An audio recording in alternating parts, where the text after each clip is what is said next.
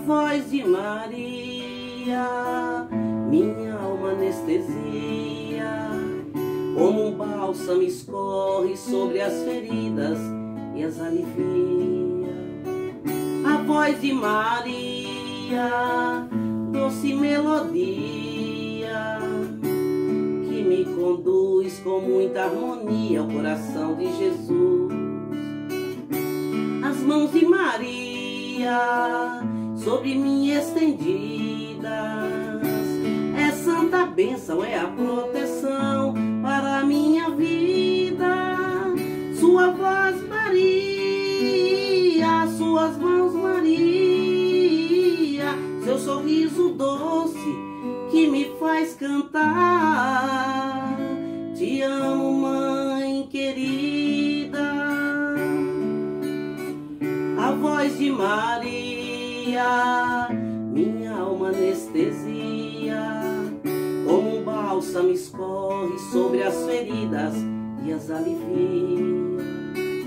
A voz de Maria, doce melodia, que me conduz com muita harmonia ao coração de Jesus.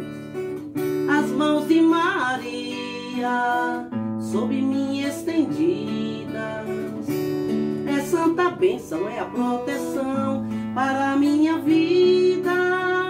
Sua voz, Maria, suas mãos, Maria, seu sorriso doce que me faz cantar.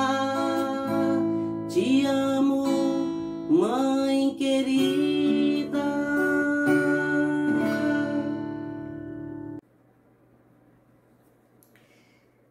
Boa noite a todos.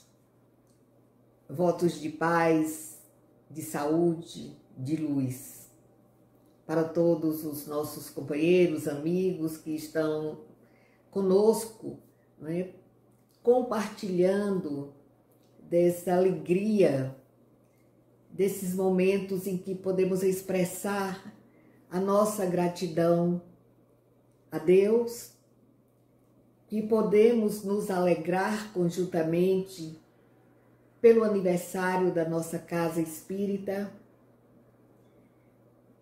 pelos 74 anos de existência do Centro Espírita João Moreira Rego. Nossa mais profunda gratidão, nosso afeto, nosso carinho ao fundador desta casa, o benfeitor amigo, a quem dedicamos imensa ternura e gratidão, Sr. João Moreira Rego. E com este sentimento tão grande, tão sincero, tão profundo, nós também queremos inicialmente agradecer a Cristina, nossa companheira, cantora, por ter nos brindado com esta bela canção, com esta doce melodia que nos fala da voz de Maria, das mãos de Maria. Então, meus amigos, que a voz de nossa Mãe Santíssima nos acalme, nos acerene e nos proporcione logo mais tarde um sono tranquilo e reparador. E que as mãos dadivosas de nossa Mãe querida direcionem-se para este planeta Terra, a nossa morada, a nossa escola, e que possam as mãos misericordiosas de nossa Mãe espargir fluidos curadores sobre a humanidade inteira.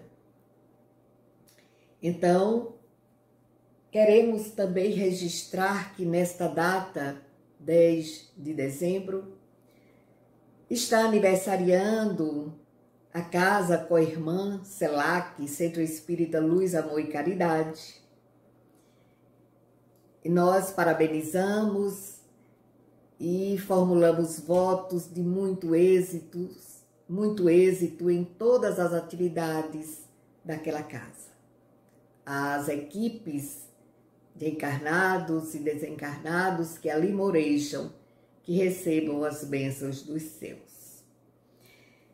Companheiros, a nossa conversa desta noite, o nosso tema é Maria, a suavidade do amor de Maria. E falar de Maria é realmente falar de amor, é falar de suavidade, é falar de leveza, mas também é falar de coragem, de força, de doação, de determinação. É falar de um ser que aceitou gestar aquele que é a luz do mundo. Esse ser que aceitou intermediar a encarnação do ser mais perfeito, o espírito mais perfeito que esteve na Terra e que é o governador deste orbe.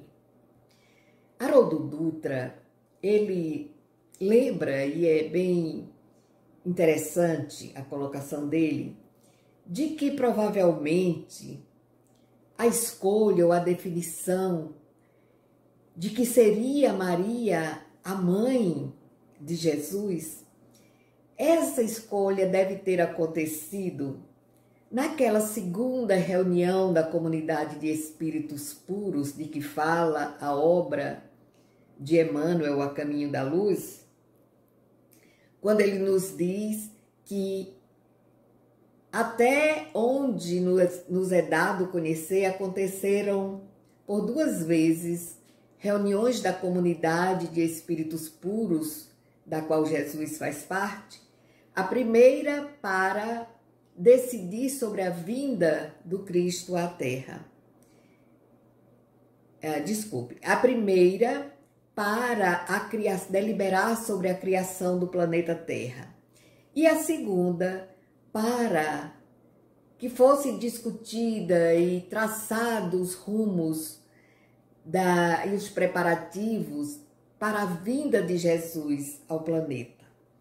Ora, se estava preparando, deliberando sobre a vinda do Cristo ao orbe terreno, evidentemente que ali também se definiria quem estaria aqui para receber o Cristo de Deus. Então, nenhum ser humano, é importante a gente ressaltar, e todos sabemos disso, que nenhum ser humano realiza o processo encarnatório ou reencarnatório se não contar com a solidariedade da mulher. Porque a mulher abre um espaço para acolher dentro de si um ser, um novo ser. E ela acolhe esse novo ser não apenas no ventre, mas, sobretudo, no coração. Então, a mãe de Jesus teria que ser, sim, alguém muito especial, porque a sua atmosfera psíquica deveria e precisaria estar sempre impregnada de fluidos puros. Mas será, meus amigos, que Maria teria sido criada assim, pronta para esta finalidade, para essa entrega? Evidentemente que não. Porque a doutrina espírita nos ensina que todos os espíritos saem das mãos do Supremo Criador, simples e ignorantes, porém perfectíveis, ou seja, com todo o potencial para crescer, para desenvolver-se, para evoluir até a perfeição relativa, não é? Porque a perfeição absoluta é Deus. E é interessante também lembrar que Rui Barbosa tem uma frase que vem bem ao encontro do que estamos falando, quando ele disse que o Criador começa e a criatura termina a construção de si mesmo. E foi assim, lapidando-se, forjando em si mesma durante séculos e milênios, forjando em si mesma as condições necessárias para assumir e desempenhar essa sagrada missão de ser a mãe do Cristo de Deus. Assim como todos nós, criados simples e ignorantes, vamos nos lapidando ao longo dos milênios e vamos nos aperfeiçoando nessa escala evolutiva, assim também Maria. E naquela noite inigualável, quando Maria experimentou a emoção indescritível de aconchegar no colo, de aconchegar ao colo o enviado do Altíssimo, partilhando aquele momento de simplicidade, onde Jesus já chegava ensinando, ministrando a primeira lição, o primeiro ensinamento da humildade. E Maria partilha naquele momento, compartilha também ali com pastores e animais que se acercaram daquele berço improvisado na estrebaria que os hospedou. Então, o tempo passa e como mãe zelosa, Maria acompanha o dia a dia do seu filho, os seus cabelos dourados, encaracolados, aquele olhar terno do menino Jesus, enigmático. Ah, como ele era especial, como ele é. Mas desde menino ele já mostrava essa grandeza, essa luminosidade. E Maria lembrava-se bem de que, às vezes, quando o levava pela mão até a fonte central de Nazaré, como ele tratava carinhosamente as pessoas, como ele se interessava, sobretudo, pelas pessoas mais simples, mais tristes. E quando ele, muitas vezes, com mãos pequeninas, com as suas mãos pequeninas, levava até a carpintaria de José, pessoas que ele encontrava e que percebia estarem famintas, necessitadas, ele levava à carpintaria. E Maria acolhia essas criaturas, esses hóspedes inesperados e improvisados. Também Maria falava de quando o chamava, ele estando ali na redondeza, nas redondezas da casa. E ele sempre, quando Maria ia chamá-lo, ele estava conversando com pessoas. E todos o admiravam pela sua inteligência, pela sua beleza, que irradiava desse espírito tão luminoso e tão bom. Então o tempo passa, célere, rápido, e Maria vê o seu filho crescer em estatura física, mas principalmente vê o filho agigantar-se em estatura moral e espiritual. E chega o tempo em que ele inicia sua missão pública. Eram paralíticos que retomavam os movimentos. Eram cegos que voltavam a enxergar. Eram sedentos de luz que saciavam a sede na fonte inesgotável dos ensinamentos de Jesus. Eram as prédicas, as parábolas, o excelso canto, quando naquele entardecer, ele, diz o evangelista que ele subiu ao monte. Entre Lucas e Mateus há esse desencontro. Um diz que ele subia ao monte, o outro que ele descia ao monte, mas isso não tem a menor importância, se ele descia ou subia ao monte. O que importa é que em dado momento, como nos diz com tanta beleza Amélia Rodrigues no seu livro Primícias do Reino, ela diz que ele deteve-se no aclive e, vestindo-se de poente, cantou o hino mais belo que a humanidade já pôde ouvir: as bem-aventuranças, o Sermão do Monte, onde estão inseridas as 8 bem-aventuranças. Então, tem início, a partir desse momento e dessa vida pública de Jesus, e o fato dele mobilizar as multidões, porque ele socorria, curava, amparava, consolava, esclarecia, ensinava. As multidões acorriam para perto dele. O seu magnetismo era tamanho que ele...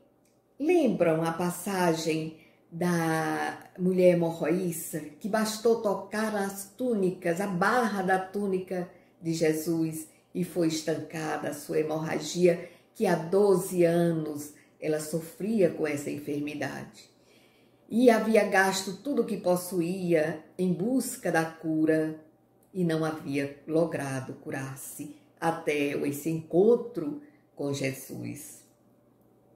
Então, tudo isso fazia com que o poder romano, o poder político da época, se sentisse incomodado ou até temeroso, porque se dizia Jesus ser o rei, já anunciado pelos profetas desde antes.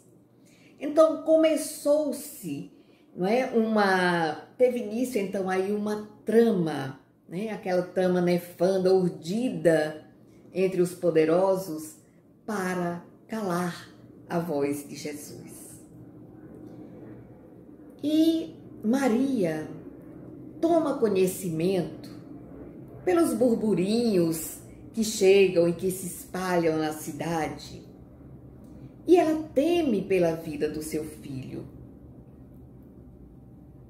Eles estavam em Jerusalém porque era a época das festividades da Páscoa, e Jerusalém regurgitava de peregrinos, de pessoas das redondezas, a cidade fervilhava.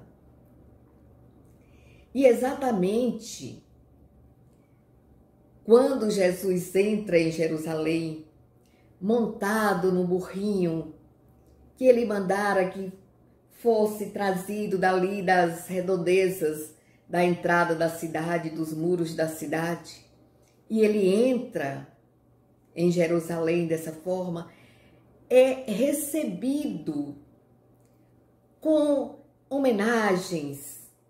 Ele foi, digamos assim, ovacionado, ele foi aplaudido.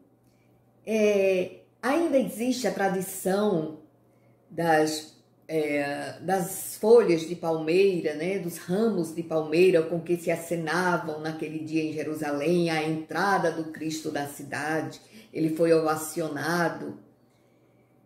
Mas havia já essa trama urdida para que Jesus se calasse, para que se tirasse Jesus de cena, como se diz atualmente, né? E naquela noite fatídica, Maria traz o coração opresso, preocupada, angustiada, e ora a Deus pedindo que proteja ao seu filho. E aguarda, porque ela não tem outra coisa a fazer, senão orar e aguardar notícias do seu Jesus. E quando ela está assim absorta nas suas preocupações, nas suas orações, eis que alguém bate à porta apressadamente, em batidas que denunciavam urgência, e ela vai abrir. É o jovem João, discípulo, muito jovem ainda, e que vai dizer para ela: mãe, eu vim correndo, Senhor, eu vim correndo, porque ele foi preso.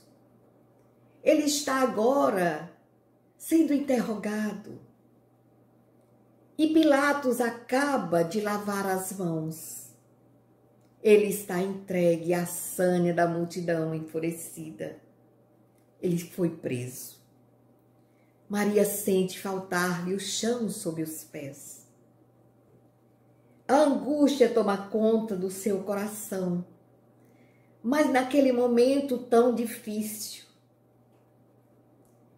no santuário da sua consciência, ela lembra aquela confirmação que fizera há tantos anos atrás, há 33 anos atrás, quando ela disse: faça-se na serva a vontade do Senhor. E quando João acaba de anunciar a prisão de Jesus, ela pergunta: de que o acusam? De insurreição, Senhora. Perturbador da ordem. E em lágrimas copiosas, Maria exclama: tudo que o meu filho fez, o faz, é amar e ensinar a amar. Mas leve-me, meu filho, leve-me para onde, até onde ele está. E João argumenta que não seria razoável fazer isso àquela hora da noite. Afinal, ela era uma senhora, àquela altura, já uma senhora de certa idade. E ele, na verdade, era um jovem ainda inexperiente. Os soldados romanos aquartelavam-se na Torre Antônia e vigiavam tudo. Havia espiões pela cidade inteira. Era perigoso sair. Mas Maria não se conforma. Ela, como toda mãe naquele momento, quer estar junto do filho. E ela insiste para que João a acompanhe. Mas quando chegam lá no pretório, Jesus já não está. E alguém que passava ali com muita indiferença, vendo que os dois procuravam, diz com muita indiferença: ele está na prisão, foi levado para a prisão. Maria e João seguem para lá. O portão da prisão está ali guardado por um soldado romano, carrancudo. Ela se aproxima, toca-lhe no ombro e diz: o meu filho está preso aí. Eu preciso vê-lo, deixe-me entrar. Ele nada responde e empurra para que ela se afaste. Maria ainda insiste, mas não consegue demovê-lo nem sensibilizá-lo. Então ela permanece ali, como se fora um plantão de sofrimento intenso, de angústia, de lágrimas, até que ao raiar do dia, aquela caravana passa e ela vê de longe o seu filho. Já marcado pelos açoites, pelas agressões, e já ele recebe a cruz do suplício para carregar nos ombros, e entre apupos, ironias, sarcasmo, ele segue aquele trajeto doloroso, faz aquela via, percorre aquela via dolorosa até o Calvário.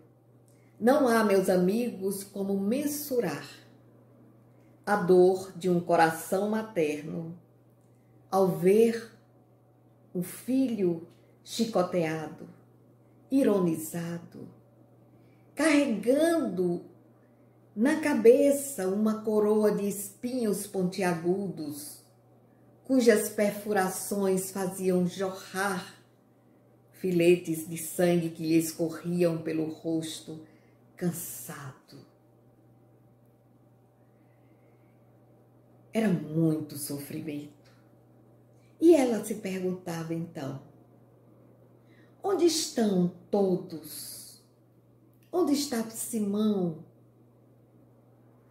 Onde estão aqueles que se beneficiaram do seu amor? Onde estariam os leprosos que foram curados?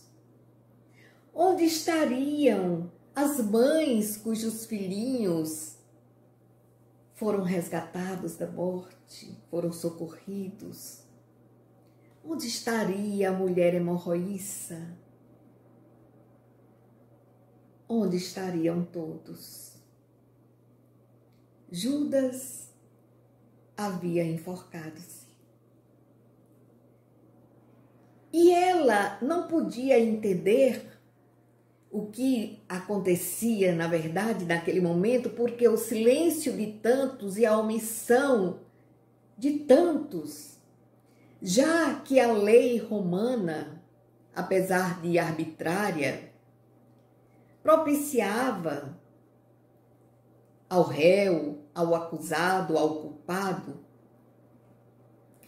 uma oportunidade de defesa, porque qualquer pessoa poderia se manifestar e o processo ser reaberto e haver um novo julgamento. Tanto que à frente sempre seguia um soldado romano montado em um cavalo e que periodicamente falava, gritava bem alto: se alguém souber de algo que possa entrar como defesa do condenado, que se expresse agora ou cale-se para sempre. Semelhante ao que acontece nos casamentos, né? Mas ninguém se pronunciou. Todos temeram o revanche do poder romano. Então o momento era muito difícil. E o momento mais crucial viria depois, com a crucificação. Maria estava ali, apenas com João, Maria de Jerusalém, Maria de Magdala. Meus amigos, a cada martelada nós podemos imaginar o quanto profundamente doía aquele coração de mãe. E em dado momento, ela olhando para ele já esvaído, ele quase morto, ele ainda conseguiu olhar para ela quando ela disse: meu filho, o que os homens te fizeram? Ele olhou em sua direção e disse: mulher, eis aí o teu filho, apontando para João. E volvendo os olhos lentamente para João, diz: filho, eis aí tua mãe. Jesus, naquele momento, instituía a família universal. O tempo passa, aquele momento em que o corpo, ao peso, ele arreia e as fibras do seu corpo se rompem com o peso, é um momento de muita dor. E Jesus expira em meio a tamanho sofrimento. Como sabemos, após 3 dias, Maria de Magdala procura Maria, mãe de Jesus, para dizer-lhe: Senhora, eu vi, o nosso Mestre, o nosso Senhor vive, Ele apareceu para mim, eu o vi.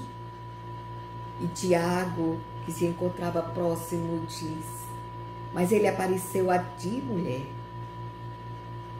Pensas por acaso que vamos acreditar no que dizes? Se Ele tivesse que aparecer, certamente apareceria a sua mãe, ou apareceria a João, a quem dizia tanto amar. Mas Maria olha para Maria de Magdala e diz: minha filha, eu acredito em ti. Eu sinto que o meu filho vive. O tempo, como sempre, escorre na ampulheta lentamente. E aí, depois daquela dispersão dos discípulos, em que o medo se instalou em todos,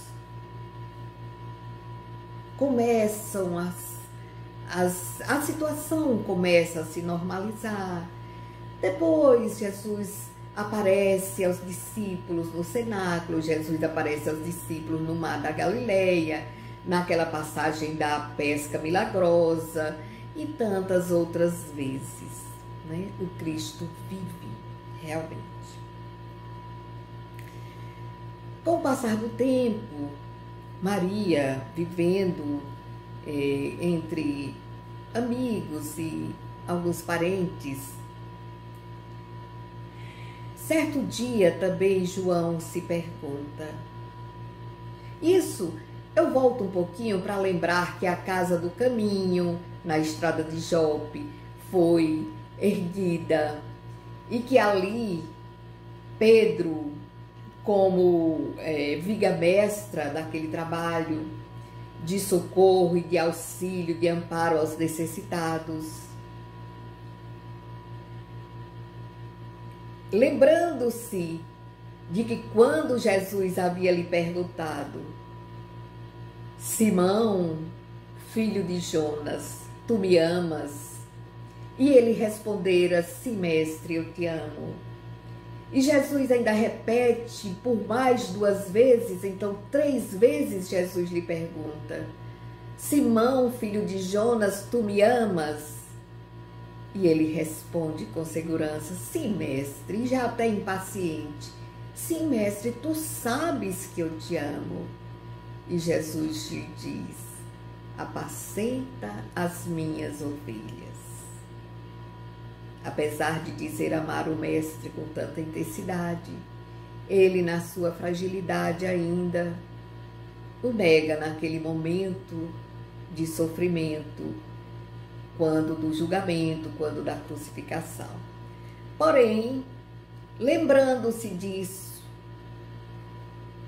e desejando recomeçar, apacentar as ovelhas e os filhos do Calvário, como Jesus chamava os sofredores, Pedro torna-se a viga central daquela tarefa benfeitora da casa do caminho. E o tempo vai passando, mas a perseguição continua. Os cristãos passam a ter que esconderem-se e reunirem-se nas catacumbas, eram presos. Sabemos a história de Saulo de Tarso, doutor da lei, que perseguia e ordenou a morte de muitos cristãos, mas que depois, diante da luz irradiante do Cristo, quando surge para ele na estrada de Damasco, ele torna-se o grande apóstolo do Evangelho, Paulo de Tarso. Pois bem, João, então, certo dia, lembra-se daquela criança. Onde estaria aquele menino, aquela criança que Jesus colocou no colo, quando disse: deixai vir a mim os pequeninos, porque o reino dos céus é para aqueles que se lhes assemelham. E Maria, preciso ver Maria. Ele entregou-a a mim e me entregou a ela como filho. Então, nesse meio tempo, João havia recebido de um homem que era romano, na verdade, mas tornou-se cristão e doou a João uma herdade num promontório, e ali João tinha uma casinha que esse amigo doou para ele. Então João resolve convidar Maria para morar com ele em Éfeso. E Maria aquece, Maria aceita e vai com João.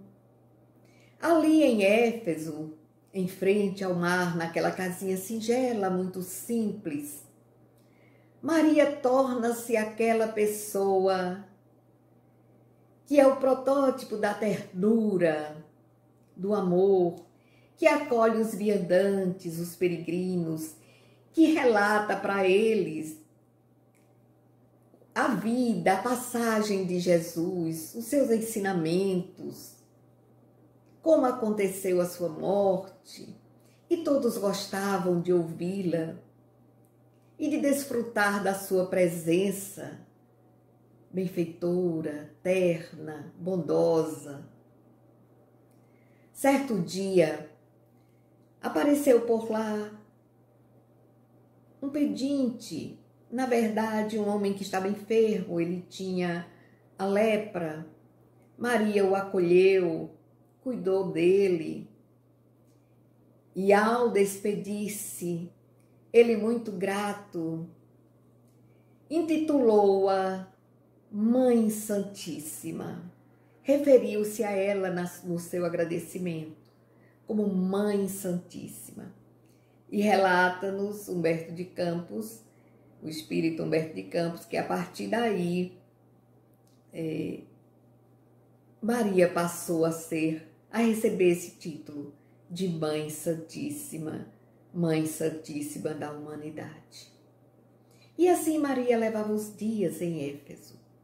E certa tarde, já o sol poente, aquele entardecer em que a brisa leve acariciava-lhe os cabelos, agora já grisalhos, e ela rememora ali diante do mar a sua vida, o seu amor pelo filho, e naquele momento surge um peregrino que se achega a ela e começa a conversar.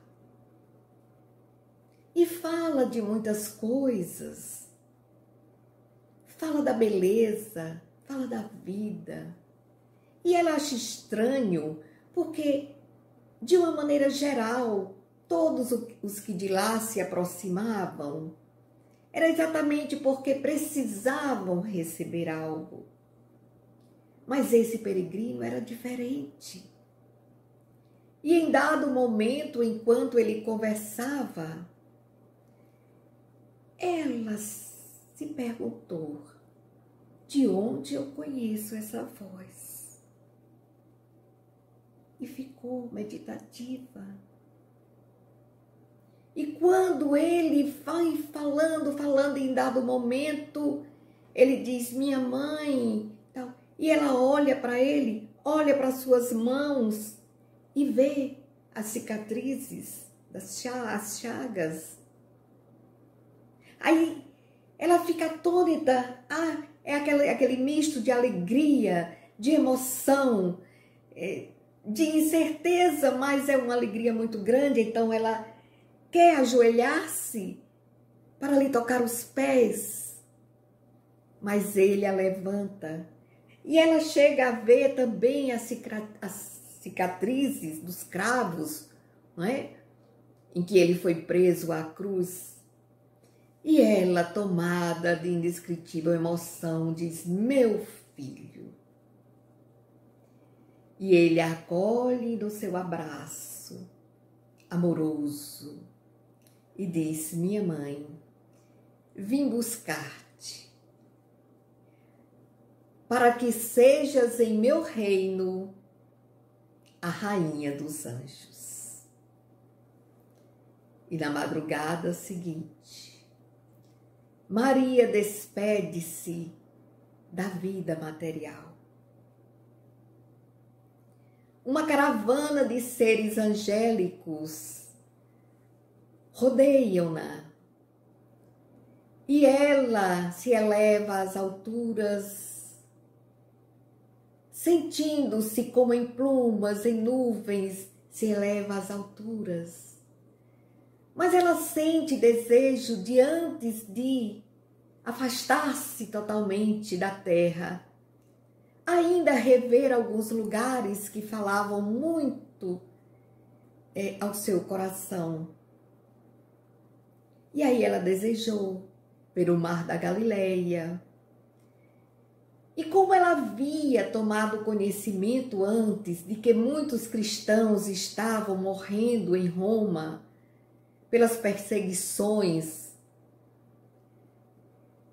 do poder, ela soube que muitos cristãos estavam sendo sacrificados, atirados à morte, atirados às feras. Ela desejou estar com eles. E bastava pensar, desejar, ela já se deslocava para onde o seu desejo apontava. Afinal, um espírito como Maria, para um espírito do quilate de Maria não poderia ser diferente. Então, ela visitou esses lugares que ela desejou rever. E pairando sobre Roma, vê os monumentos, as ruas, os mármores, as bigas, e tudo, enfim, que denotava a riqueza, o aparato, o luxo daquela cidade. Mas ela deseja muito mais do que isso. Ela vai ao calabouço do circo máximo, onde um público enorme,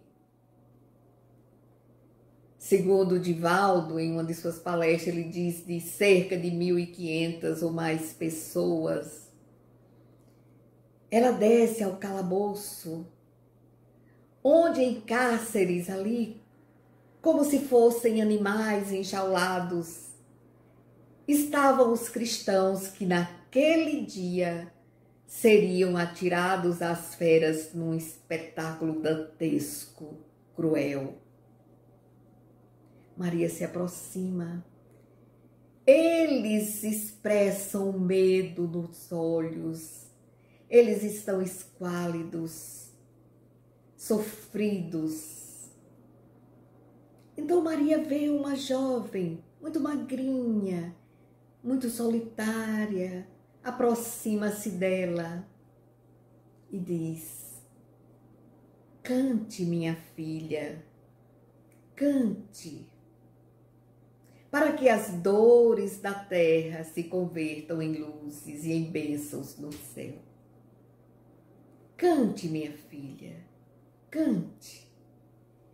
E aquela jovem, sem saber porquê, mas sentindo que uma calma, que uma resignação, que uma entrega, algo diferente lhe tomava o íntimo, ela começou a balbuciar um hino de louvor, baixinho em princípio.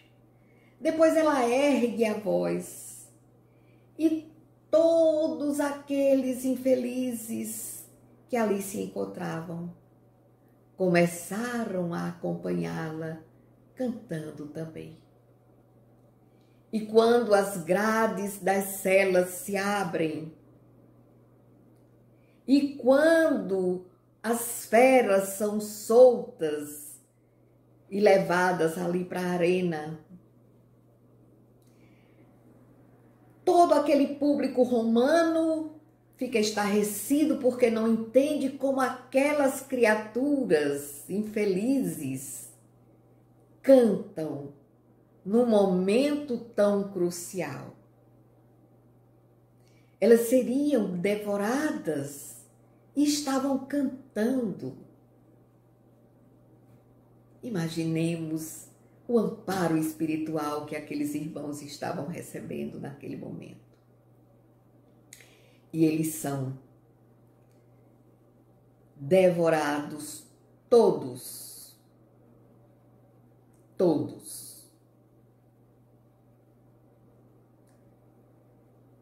Para gritos e aplausos e ovações e loucura daquela plateia ensandecida. Então, Maria à frente daquela caravana de espíritos recém-saídos do corpo naquele momento terrível, eles vão se singrando os ares, eles vão se elevando e vão para outras paragens. E Maria, no plano espiritual, continua a sua obra de caridade, de amor, de desvelo, de compaixão, de doação, liderando a legião dos servos de Maria, que socorre e dá assistência aos espíritos desencarnados por suicídio. E eu gostaria de dizer, de lembrar, que existe aquela foto, aquele trabalho mediúnico, aquele retrato de Maria, que Emmanuel foi ditando a Chico e que durante várias sessões isso foi acontecendo para que pudesse, Chico desejava ter ideia de como era Maria, de como era vista como ela é vista no plano espiritual. E aí chama-se um fotógrafo, que agora eu não estou conseguindo lembrar, não consigo agora lembrar, mas ele, através do relato de Emmanuel, por intermédio do Chico, e que o fotógrafo foi traçando, e Emmanuel, através de Chico, ia fazendo as correções, acrescenta isso, retira aquilo, esse traço aqui e ali. E segundo Chico, a última coisa que foi feita ali, naquele retrato de Maria, foram os olhos. Que Emmanuel fazia questão de ressaltar que eram muito azuis da cor do céu, e que ele desejava que realmente fosse assim, retratando essa verdade. Então, Emmanuel diz que é daquele jeito, como está naquela foto, naquele retrato mediúnico, que Maria é vista no plano espiritual, liderando a legião dos servos de Maria, no socorro aos suicidas, que são retirados do vale dos suicidas no momento adequado, no momento oportuno, em que já lhes é dada essa condição, eles já conquistam essa condição de sair, para o Hospital Maria de Nazaré, onde vão ser cuidados, tratados, esclarecidos e, posteriormente, retomar a carne para novas experiências de redenção e de crescimento. Então, meus amigos, o amoroso coração de Maria de Nazaré foi em busca de Judas Iscariotes, para ampará-lo. E o Espírito Maria Dolores, pela psicografia de Chico Xavier, nos traz um poema belíssimo que ela intitulou Retrato de Mãe, e que é realmente esse encontro de Maria e Judas no plano espiritual, nas regiões de sofrimento. Depois de muito tempo, sob os quadros sombrios do Calvário, Judas, cego, no além, errava solitário. Era triste a paisagem, o céu era nevoento. Cansado de remorso e sofrimento, sentara-se a chorar. Nisso, nobre mulher de celestes resplendores, que ele não conseguia divisar, chega e afaga a cabeça do infeliz.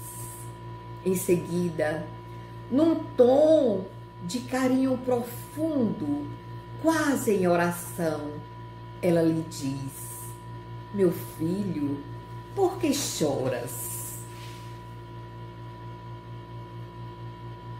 Acaso não sabeis? Responde ele. Sou morto e estou vivo. Matei-me e novamente estou de pé, sem consolo, sem lar, sem amor e sem fé. Não ouviste falar em Judas, o traidor? Fui eu que aniquilei a vida do Senhor.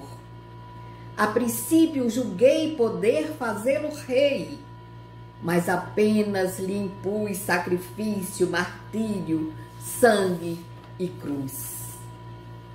E em flagelo e aflição, eis que minha vida agora a isto se reduz. Afastai-vos de mim, deixai-me padecer neste inferno sem fim. Nada me pergunteis, retirai-vos, Senhora. Nada sabeis da mágoa que me agita, nunca penetrareis minha dor infinita.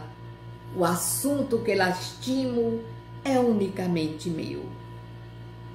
No entanto, a dama calma respondeu: meu filho, sei que sofres, sei que lutas, sei a dor que te causa o remorso que escutas.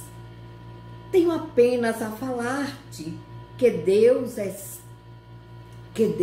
sempre amor em toda parte. E acrescentou serena: a bondade do Senhor jamais cansa, jamais condena. Venho, pois, a ti, buscando o Filho amado. Sofre com paciência a dor e a prova. Terás em breve uma existência nova. Não te sintas sozinho ou desamparado. Judas interrompeu-a e bradou rude e pasmo: mãe, não me venhas com mentiras e sarcasmo. Depois de me enforcar num galho de figueira, sem mais poder fugir à vida verdadeira, fui procurar consolo e força de viver. Fui procurar ao pé da pobre mãe que me forjara o ser. Ela me viu chorando e escutou meus lamentos, mas teve medo do meu sofrimento e expulsou-me a desconjuro. Chamou-me monstro, por sinal disse que eu era unicamente um espírito do mal. Intimou-me o terrível retrocesso, mandando que eu me apressasse o meu regresso para a zona infernal, de onde, por certo, eu vinha. Ah, detesto lembrar a mãe que eu tinha. Não me faleis de mãe, não me faleis de amor, sou apenas um monstro sofredor. Ainda assim, meu filho, por mais que recuses, não me altero. Amo-te, filho meu, amo-te e quero ver-te de novo à vida, maravilhosamente revestida de paz e luz, de fé e elevação. Irás comigo à terra, perderás a pouco e pouco o ânimo violento, terás o coração nas águas de bendito esquecimento, numa nova existência de esperança. Levar-te-ei comigo, a remansoso abrigo, dar-te-ei outra mãe. E Judas, neste instante, como quem olvidasse a própria dor gigante, ou como quem se desgarra de pesadelo atroz, perguntou: quem sois vós, que me falais assim, sabendo-me traidor? Sois a divina mulher, irradiando amor? O anjo celestial de quem pressinto a luz? No entanto, ela, a fitá-lo frente a frente, respondeu-lhe simplesmente: meu filho, eu sou Maria, sou a mãe de Jesus. Meus amigos,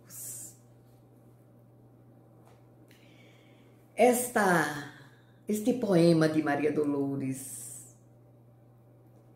representa também, e para nós neste momento, uma prece, uma oração, mostrando-nos a misericórdia infinita do Pai e o infinito amor de Maria, nossa mãe, que nos estende suas mãos consoladoras, carinhosas, que nos afagam, que nos aponta caminhos novos e nos oferece, assim como fez a Judas, novas oportunidades de recomeço. E assim, finalizando a nossa exposição desta noite, vamos ouvir ainda com Cristina uma música que alguém fez uma melodia, mas que na verdade é um texto belíssimo de Teresa d'Ávila, a Santa Teresinha do catolicismo, em que ela começa dizendo: nada te perturbe, nada te espante, tudo passa. Tudo passa. A paciência tudo alcança. Quem a Deus tem, nada lhe falta, só Deus basta. Muita paz.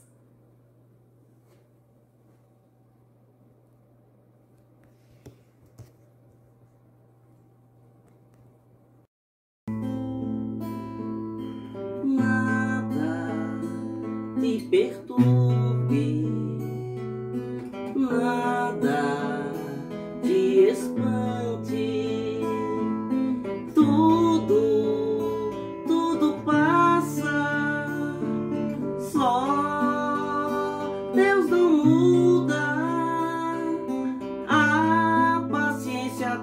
alcança.